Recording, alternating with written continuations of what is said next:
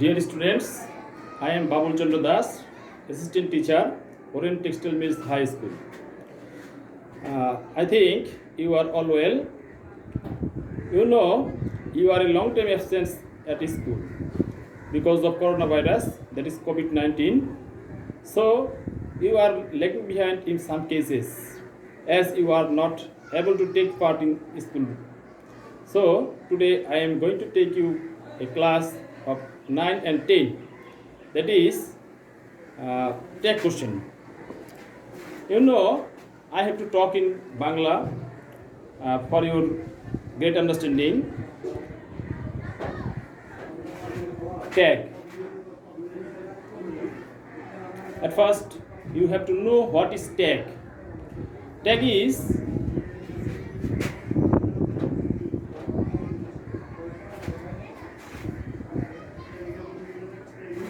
tag means some simple question that is adding at the end of a sentence, like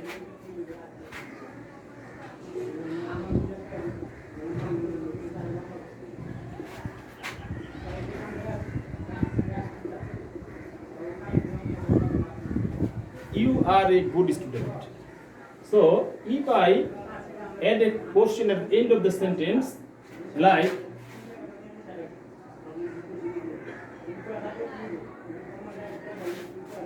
this will be a tag.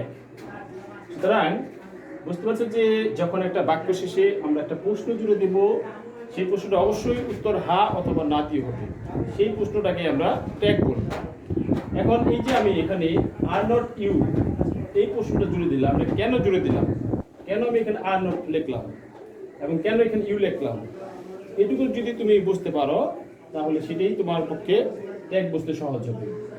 সুতরাং এখন আমরা রুলসগুলো শিখব।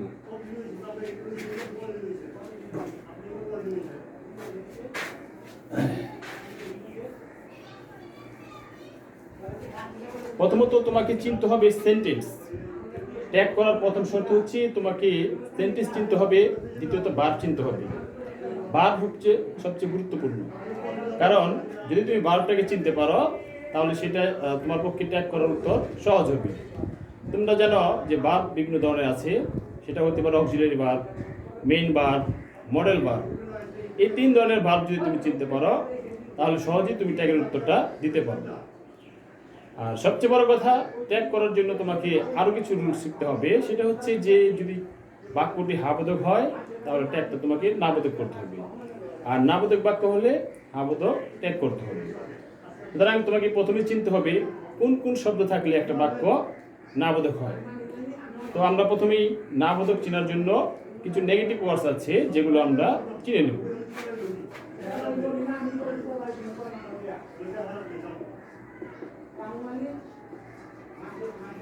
Negative words: no, not, none, never, hardly, scarcely, neither, few, rare, seldom ইত্যাদি।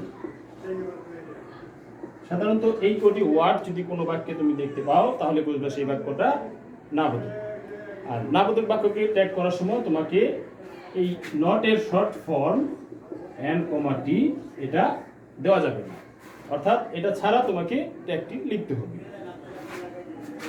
এরপরে তোমাকে যে জিনিসগুলো শিখতে হবে সেটা হচ্ছে অক্সিলারি ভার্ব। অক্সিলারি ভার্ব বলতে আমরা বুঝি সাহায্যকারী ভার্ব। তো অক্সিলারি ভার্বগুলো তুমি চিনে নাও।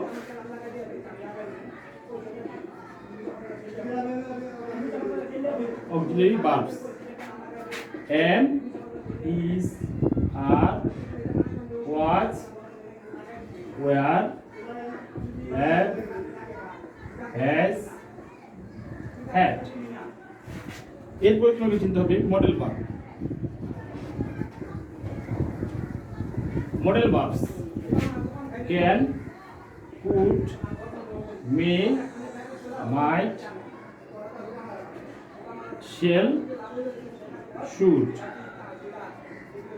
will, would, must, dare, ought two,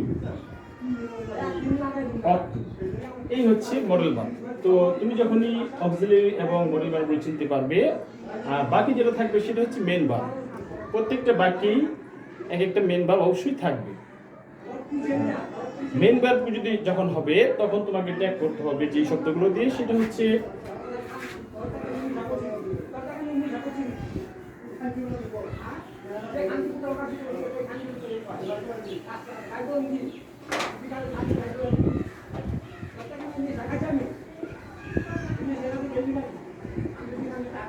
যখন মেইন ভার্ব থাকবে কোনো বাক্যে, অর্থাৎ অক্সিলারি এবং মডেল ভার্ব অনুপস্থিত থাকবে এবং সেখানে তোমাকে অপারেটর দিয়ে ট্যাগ করতে হবে, সেটা হচ্ছে ডু, ডাজ এবং ডিড। এই তিনটি শব্দ দিয়ে তুমি যখন অক্সিলারি এবং মেইন ভার্ব মডেল ভার্ব থাকবে না বাক্যে, সেই ট্যাগগুলো করতে হবে। এখন আমাদেরকে আরেকটা জিনিস জানতে হবে, সেটা হচ্ছে প্রোনাউন। প্রোনাউন জিনিসটা কি সেটাও তোমাকে চিনতে হবে। প্রোনাউন হচ্ছে যে যে বাক্যটা থাকবে সেটা যদি অ্যাসার্টিভ সেন্টেন্স হয়, সেখানে একটা সাবজেক্ট থাকবে। সাবজেক্টটা কখনো নাউন হতে পারে, কখনো প্রোনাউন হতে পারে। যদি নাউন থাকে সেই নাউনটাকে তোমাকে প্রোনাউন করতে হবে। তো প্রোনাউনটা কিভাবে ব্যবহার করবে? হি, একজন পুরুষের নামের পরিবর্তে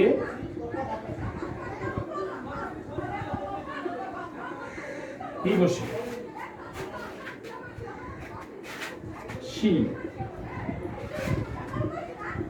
একজন মহিলা এবং দেশ।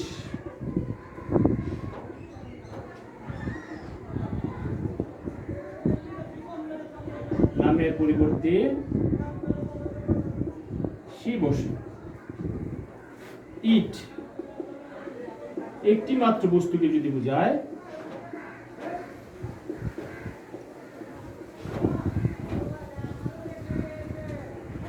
একটি মাত্র বস্তুকে বোঝালে তার নামের পরিবর্তে তুমি ইট লিখবে। অ্যান্ড দে,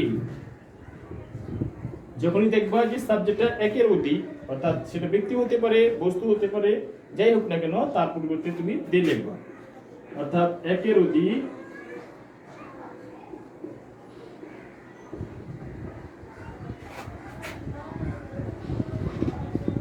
ব্যক্তি বা বস্তু যাই হোক না কেন, তার পরিবর্তে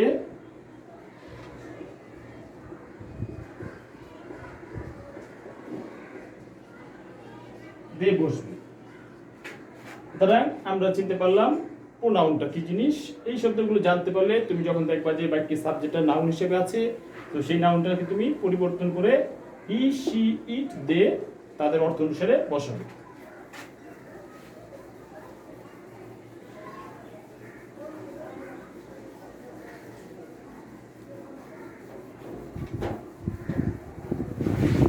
এখন আমরা স্পেসিফিক্যালি অ্যাসার্টিভ সেন্টেন্স নিয়ে আলোচনা করব।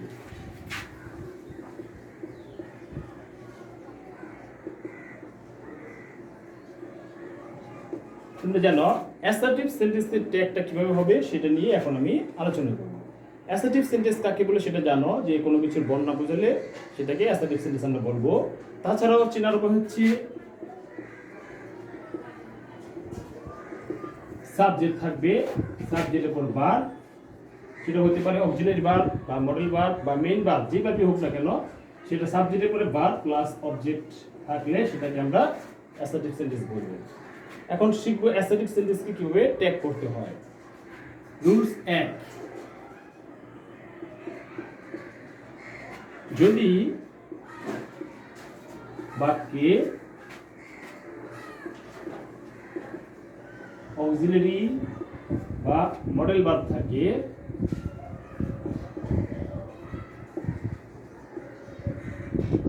তাহলে প্রথমে তুমি অক্সিলারিটা দিবে, অক্সিলারি দিবে প্লাস এন কমা টি আমি ব্র্যাকেট রাখলাম, অর্থাৎ যখন বাক্যটা তোমার হাবদক হবে তুমি এন কমা টি অর্থাৎ অক্সিলারি বা মডেলের সাথে এটা দিবে।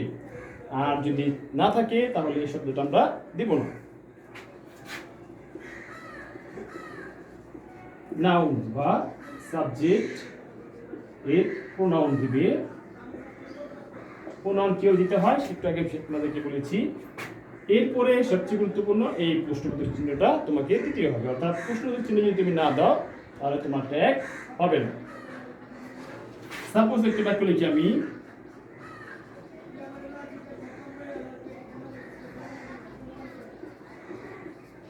Hasan is a good boy. এখানে Hasan subject, is verb and বাকিটা এক্সটেনশন। তো আমরা সাবজেক্ট ভার্ব এক্সটেনশন দেখে চিনতে পারলাম এটা অ্যাসার্টিভ সেন্টেন্স। তাহলে এখানে ট্যাগ করার জন্য তোমাকে প্রথমে তুমি খুঁজবা এখানে অক্সিলারি বা মডেল ভার্ব আছে কিনা। এখানে আমরা দেখতে পাচ্ছি অক্সিলারি ভার্ব ইজ আছে। যেহেতু ইজ আছে এবং বাক্যটাতে কোনো নেগেটিভ ওয়ার্ডস নেই, সুতরাং এটা কি হবে, অক্সিলারিটা লিখবে আগে, এর সাথে এন্ড কমা টি দিবে, অর্থাৎ ইজন্ট। এরপরে তোমাকে বলা হয়েছে নাউন বা সাবজেক্টের প্রোনাউন দিবে। প্রোনাউন এখানে হাসান আছে, সুতরাং হাসানের প্রোনাউন কি হবে, যেহেতু হাসান পুরুষ এর নামের পরিবর্তে হি লিখবে, শেষে একটা প্রশ্নবোধক চিহ্ন হয়ে গেল তোমার অ্যাসার্টিভ সেন্টেন্সের ট্যাগ। আমরা আরেকটি বাক্য লিখি,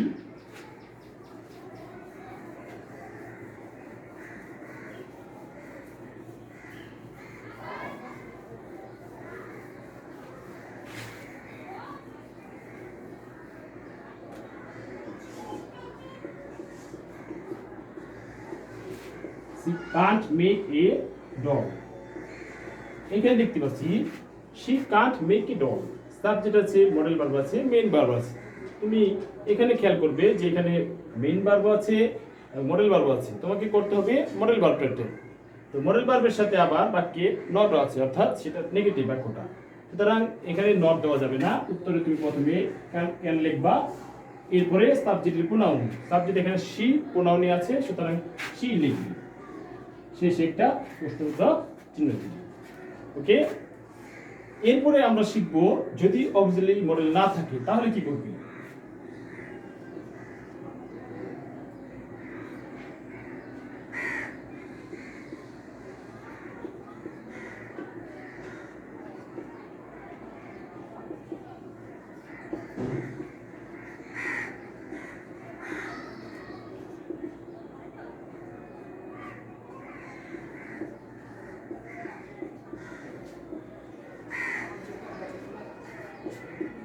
এখানে দেখতে পাচ্ছ আমরা তিনটা বাক্য লিখেছি, she cooks rice, they play cricket and she loved reading। কোন বাক্যে এখানে অক্সিলারি ভার্ব মডেল ভার্ব নাই, এক্ষেত্রে তোমাকে লিখতে হবে মেইন ভার্বটা কোথায়। এইখানে আমরা কুকস দেখতে পাচ্ছি, এখানে প্লে এবং এখানে লাভড।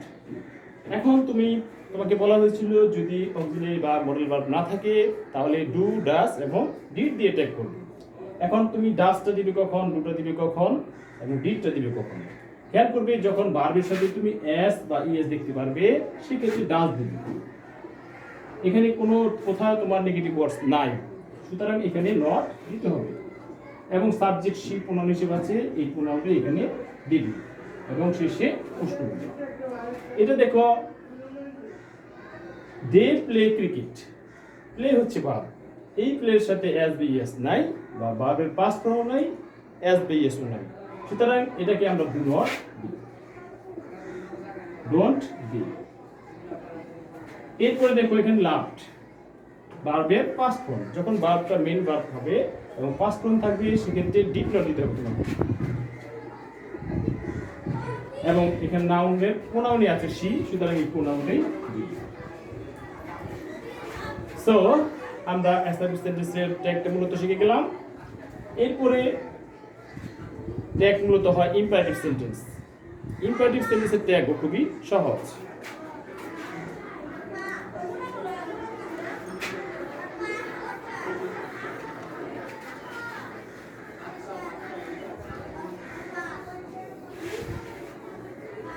দেখো আমরা ইম্পারেটিভ সেন্টেন্সের সংজ্ঞা অনেকেই জানি।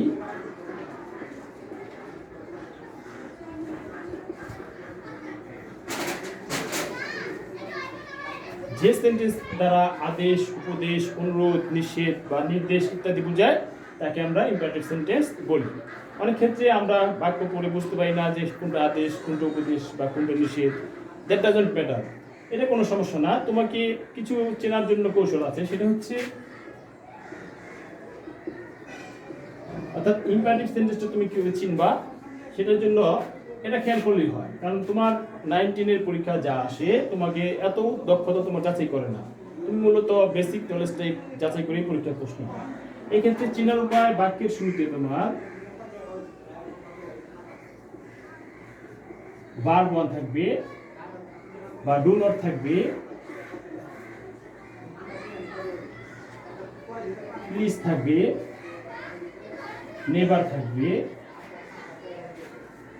অলওয়েজ থাকতে পারে, কাইন্ডলি থাকতে পারে। এই শব্দগুলো যদি বাক্যের শুরুতে থাকে তাহলে তুমি বুঝতে পারবে সেটা ইম্পারেটিভ সেন্টেন্স। আরো সহজে বলি, সেটা হচ্ছে যদি বাক্যে তোমার সাবজেক্ট না থাকে সেটাই তোমার ইম্পারেটিভ সেন্টেন্স হবে। ইম্পারেটিভ সেন্টেন্স ট্র্যাক করার উপায়টা খুবই সহজ, সেটা হচ্ছে হা-বোধক বাক্য হলে উত্তরটা তুমি সবসময় অনটিভ লিখবে, আর না বোধক বাক্য হলে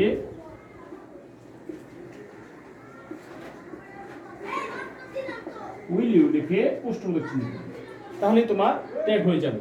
যেমন দেখো, ডোন্ট টেল এ লাই, এখানে নট শব্দটা আছে এবং শুরুতে দেখো সাবজেক্ট নেই, বা ডোন্ট ডু দিয়ে শুরু হয়েছে বাক্যটা, ডু দিয়ে বাক্য শুরু হলে সেটা ইম্পারেটিভ সেন্টেন্স হবে।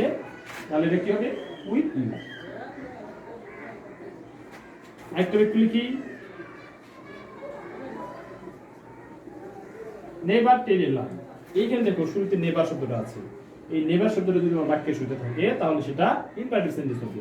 সুতরাং এখানে নেভার নেগেটিভ শব্দ, এটা উত্তর হবে তোমার উইথ ইউ। তাহলে শিক্ষার্থীরা তোমরা নিশ্চয়ই এখন টেক অ্যাসার্টিভ এবং ইম্পারেটিভ এর বুঝতে পারবে। তো বাসায় এটা নিয়মিত প্র্যাকটিস করলে আমি আশা করি যে অ্যাসার্টিভ সেন্টেন্স এবং ইম্পারেটিভ সেন্টেন্সটাকে তোমাদের ভুল হবে না। ট্যাগের আর কিছু নিয়ম আছে, সেটা হচ্ছে ব্যতিক্রম নিয়ম। সেই ব্যতিক্রম নিয়মগুলো আমি পরবর্তী ক্লাসে তোমাদেরকে দেখাবো। আশা করি আজকের ক্লাসে তোমাদের কিছুটা হলে উপকার হবে। বাসায় থাকবে এবং নিয়মিত প্র্যাকটিস করবে, পড়াশোনা করবে এবং ভবিষ্যতের জন্য তোমাদের ভালো হবে। সবাইকে ধন্যবাদ।